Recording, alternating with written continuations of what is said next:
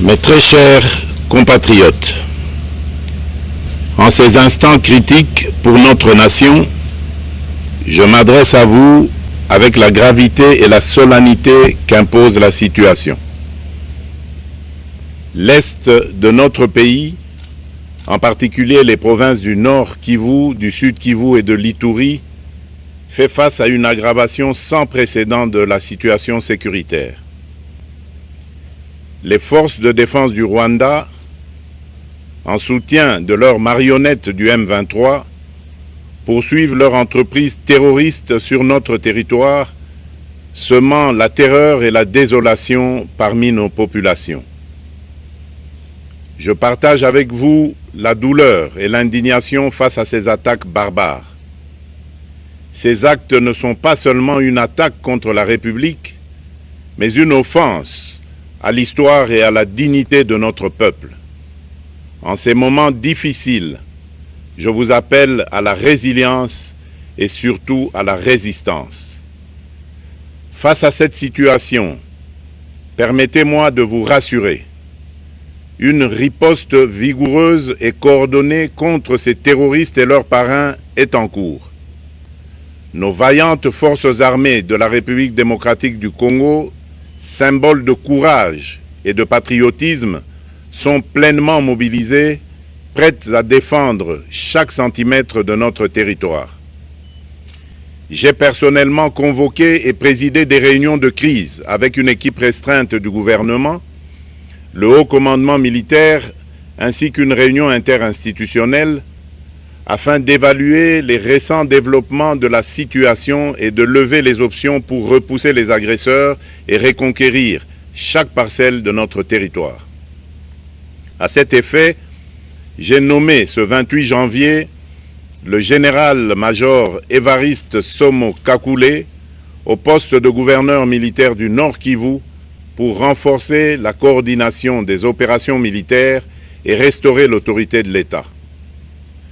Parallèlement, nous avons engagé d'importantes démarches diplomatiques, notamment au sein du Conseil de sécurité des Nations Unies, ainsi que dans le cadre du processus de paix de Luanda, auquel nous restons pleinement engagés malgré les obstacles.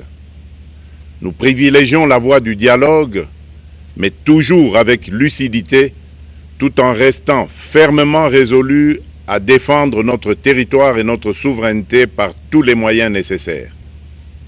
Mais ce combat n'est pas seulement celui des FARDC. C'est le combat de tout un peuple, le combat de notre identité congolaise, afin de léguer aux générations futures un pays prospère et en paix. À tous nos compatriotes, dans chaque province, chaque ville, chaque territoire et chaque village, ainsi que ceux de la diaspora, sans distinction d'appartenance ethnique ou politique, unissons nos efforts. Apportons un soutien indéfectible, moral et matériel à nos vaillants soldats. Mobilisons-nous comme un seul homme pour défendre notre souveraineté et sauvegarder notre intégrité territoriale. Je suis pleinement conscient des souffrances de nos compatriotes qui fuient les hostilités. Le gouvernement est instruit d'activer le plan d'urgence humanitaire pour venir en aide aux déplacés. À vous, habitants de Goma et des environs, je ressens profondément votre douleur qui est aussi la mienne. Elle traverse nos cœurs et nos âmes en tant que fils et filles d'une même patrie. Mais face à cette épreuve, je vous exhorte à puiser dans cette force intérieure qui fait la grandeur du peuple congolais. Résistez avec courage. Faites preuve de vigilance constante et gardez votre calme malgré l'adversité. Sachez que nous ne sommes pas restés inactifs. Des plans de contingence sont préparés pour assurer la protection de la population civile et prévenir toute escalade de la violence. Les dispositifs de sécurité ont été renforcés pour protéger les zones stratégiques et nous travaillons sans relâche pour garantir le fonctionnement des services essentiels. Je tiens à rendre un hommage solennel à tous ceux qui ont payé le prix ultime dans cette lutte pour notre dignité et notre souveraineté. J'ai une pensée pieuse pour le général-major Peter Chirimwami, gouverneur militaire du Nord Kivu, tombé les armes à la main. Je m'incline avec respect devant la mémoire de tous nos militaires et de tous les Wazalendo tombés sur le champ d'honneur. Je pense aussi aux soldats de la mission de la communauté de développement d'Afrique australe, la SAMI DRC, qui combattent à nos côtés, aux casques bleus de la MONUSCO, qui ont sacrifié leur vie pour la paix, ainsi qu'aux innombrables civils victimes de la barbarie ennemie. Leur courage et leur sacrifice ne seront jamais oubliés, et nous portons leur flambeau avec la ferme détermination d'achever leur noble combat. Je voudrais ici interpeller directement la communauté internationale et l'Union africaine. Le Rwanda continue de violer ouvertement et sans scrupule les principes fondamentaux de la Charte des Nations Unies ainsi que les accords régionaux. Pire, ces agissements se déroulent dans une impunité totale et ce, avec un mépris manifeste des règles internationales et des valeurs que ces institutions sont censées défendre. Cette attitude arrogante, qui ne cherche même plus à masquer ses forfaits, est une provocation inacceptable à l'égard de notre souveraineté et de la stabilité régionale. La présence de milliers de soldats rwandais sur notre sol, leur soutien politique, logistique et militaire à leur pantin du M23, ainsi que leur implication dans l'exploitation illégale de nos ressources naturelles, nous conduisent tout droit à une escalade aux conséquences imprévisibles, mettant en danger toute la région des Grands Lacs. Votre silence et votre inaction face à la barbarie du régime de Kigali et aux atrocités perpétrées par ses supplétifs sur notre territoire constituent un affront non seulement à la République démocratique du Congo, mais également aux valeurs universelles de justice et de paix. Le peuple congolais prend acte de cette passivité qui frôle la complicité. Soyez sûrs d'une chose, la République démocratique du Congo ne se laissera pas humilier ni écraser. Nous nous battrons et nous triompherons. Congolaises et Congolais, l'heure est certainement grave, mais notre détermination est encore plus inébranlable. Ce moment critique nous offre l'opportunité de montrer au monde ce qui fait notre force, c'est-à-dire notre unité sans laquelle tous nos efforts seraient vains. Je vous appelle à être vigilants, mais à ne pas céder à la haine, aux divisions ou à la violence.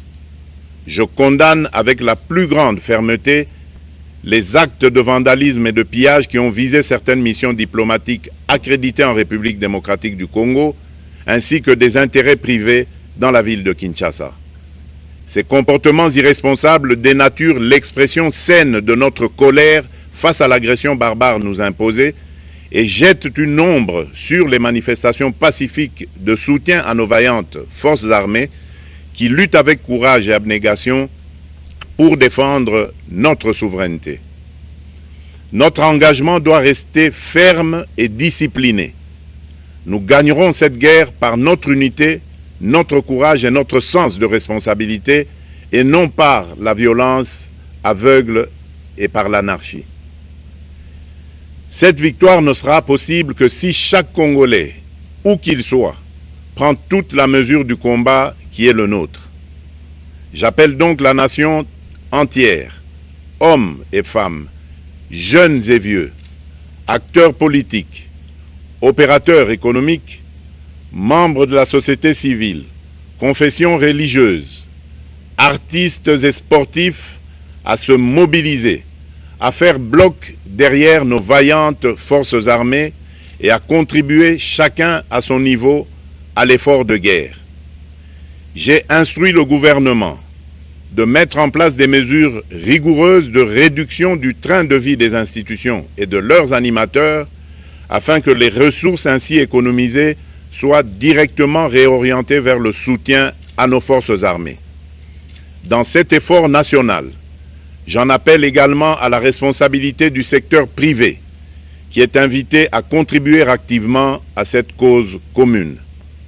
Nos soldats se battent avec héroïsme pour la défense de notre intégrité territoriale et de notre souveraineté. Ils ont besoin de notre soutien total, qu'il soit moral, matériel ou logistique. À la jeunesse congolaise, pilier et espoir de notre nation, je vous exhorte à répondre massivement à l'appel de la patrie.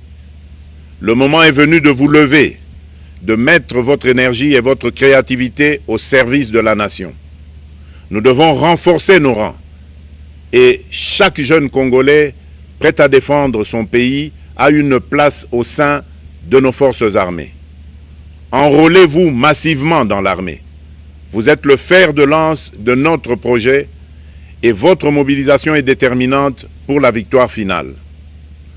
Aux braves populations du Nord Kivu, du Sud Kivu et de l'Ituri, vous êtes le symbole de la résilience congolaise, une source d'inspiration pour toute la nation. Vous n'êtes pas seuls dans cette épreuve. La République tout entière se tient à vos côtés, unis dans l'espoir et la lutte.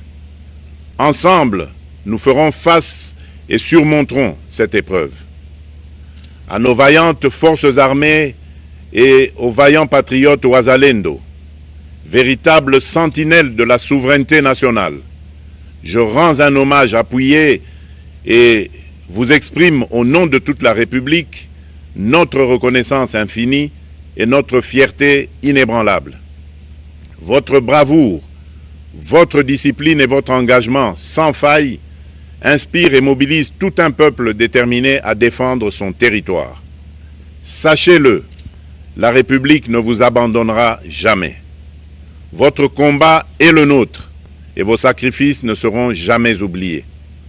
Vous incarnez l'honneur de la nation congolaise.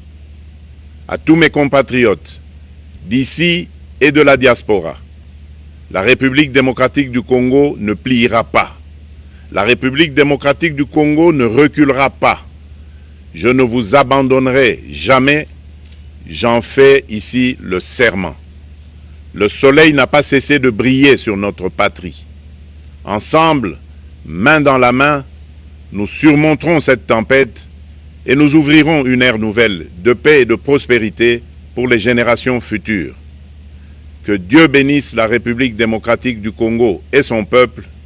Je vous remercie. Conflit à l'est de la RDC, un appel à l'unité et à la résistance. La République démocratique du Congo traverse une nouvelle phase critique du conflit qui secoue l'est du pays. Les affrontements entre les forces armées de la RDC FARC et le groupe rebelle M23 se sont intensifiés dans le Nord Kivu, occasionnant une crise humanitaire sans précédent. Lors de son discours solennel aujourd'hui, le président Félix Tshisekedi a dénoncé une agression orchestrée par le Rwanda et a lancé un appel vibrant à l'unité nationale. Un choix entre diplomatie et guerre.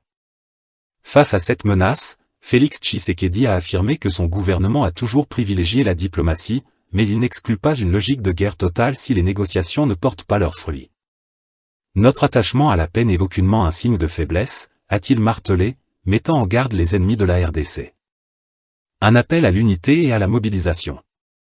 Dans un message fort, le président a exhorté les Congolais à dépasser leur clivage politique pour défendre la nation. La guerre qui nous est imposée par nos voisins exige de chacun de nous des sacrifices. C'est le moment de taire nos divergences pour défendre notre mère patrie. Il a également adressé un hommage aux soldats congolais en première ligne, les appelant à protéger l'intégrité du territoire et la sécurité des Congolais contre toute agression. Mais soyons un peu lucides dans cette crise. Nous pensons que le président congolais Félix Tshisekedi n'a rien appris des leçons de la crise ivoirienne. Comme l'a dit l'ex-première dame de la Côte d'Ivoire Madame Simone Gbagbo, la France n'est pas bonne conseillère, ni aujourd'hui, ni hier, ni demain. Et après tout ce qu'ont vécu les Ivoiriens et les pays du Sahel, comment le président actuel de la RDC Félix Tshisekedi peut faire confiance à la France et aux États-Unis pour travailler avec des instructeurs et mercenaires français sur son sol? Il a encore de la chance qu'il soit encore en vie. S'il ne le sait pas, il est temps qu'il sache que l'Occident représenté par les États-Unis et la France dans notre cas actuel, n'ont pas d'amis, ils n'ont que leurs intérêts qu'ils défendent. Si le président de RDC pense leur donner tout pour avoir la paix et la bonne solution, alors il s'est mis le doigt dans l'œil, car l'exemple du président Laurent Gbagbo est là pour nous prouver que ni la paix, ni les pourparlers, et encore moins les yeux doux n'empêcheront les dirigeants occidentaux d'atteindre leurs objectifs qui n'est autre que de piller les ressources des pays africains comme ils l'ont toujours fait depuis qu'ils ont mis leurs pieds sur le continent noir. Que les conseillers du président congolais lui disent la vérité. Avec ces élites européens, c'est soit tu es avec eux, et tu deviens leur marionnette à vie, comme au Cameroun et en Côte d'Ivoire, ou soit tu écoutes ton peuple et tu rentres dans l'histoire de la nouvelle Afrique en pleine construction. Tout compte faire, il sera impossible au président Tshisekedi de s'asseoir sur deux chaises compte tenu du climat géopolitique actuel. En conclusion, alors que la crise à l'Est s'intensifie, la RDC se trouve à un tournant décisif. La diplomatie semble atteindre ses limites et la mobilisation générale est désormais un impératif. L'avenir du pays dépendra de la capacité du peuple congolais à faire face, ensemble, à cette menace persistante.